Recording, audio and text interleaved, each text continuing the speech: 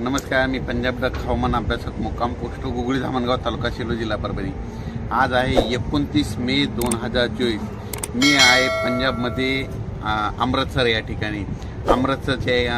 अमृतसर या ठिकाणी तर सांगू इच्छितो, या ठिकाणी आल्याच्या नंतर वाघा बॉर्डरच्या इथं तापमानाची नोंद जवळपास 52° होतं, म्हणजे इतकं तापमान होतं।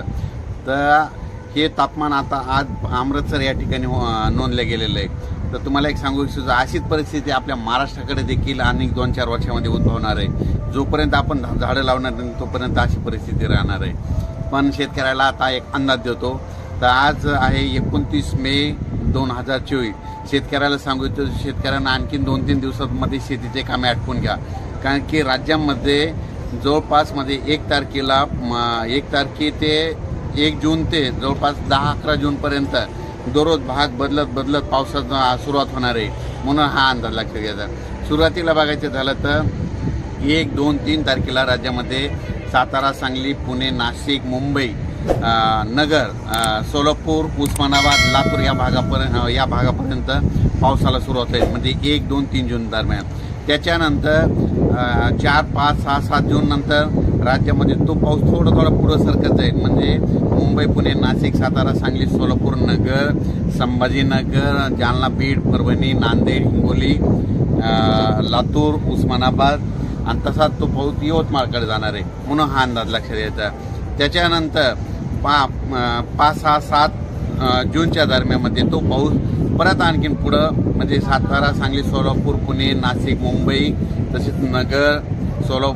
नगर, पुणे, औरंगाबाद, त्याच्यानंतर बीड, परभणी, लातूर, हिंगोली, वाशिम, नांदेड आणि त्याच्यानंतर बुलढाण्यापर्यंत 7 तारखेपर्यंत तो पाऊस सुरुवात होईल। त्याच्यानंतर तो पाऊस म्हणजे 7, 8, 9, 10, 11, 12च्या नंतर पूर्व विदर्भ आणि पश्चिम विदर्भाकडे म्हणतात मान्सून पावसाला मात्र थोडं उशिरा जाणार आहे, म्हणून हे अंदाज लक्षात घ्यायचा। कारण की पूर्व विदर्भात 7 तारखेच्या नंतर थोडा पाऊस सुरू होणार आहे, म्हणून हे अंदाज लक्षात घ्यायचा। एकंदरीत परिस्थिती बघायची झाली तर राज्यामध्ये मान्सून म्हणजे केरळमध्ये मान्सूनला 31 आणि 1 तारखेला चांगलं पोषक वातावरण तयार झालेलं आहे आणि पोषक वातावरण राहील, त्याच्यामुळं आपल्या इकडं पाऊस चांगल्या तऱ्हेने पडणार आहे, म्हणून हा अंदाज लक्षात घ्यायचा।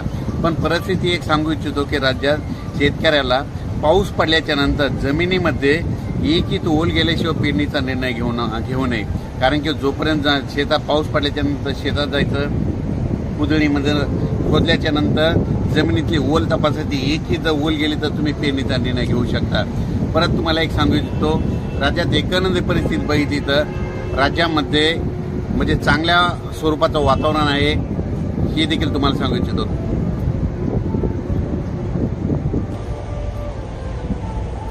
राज्यात विदर्भ, पश्चिम विदर्भ, पूर्व विदर्भामध्ये मात्र 7 जूनच्या नंतर पावसाला सुरुवात होणार आहे, म्हणून हे अंदाज लक्षात द्यायचा।